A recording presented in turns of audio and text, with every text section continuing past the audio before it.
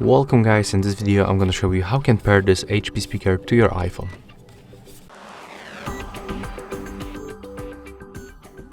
First of all, we have to click and hold the power button until this indicator starts blinking.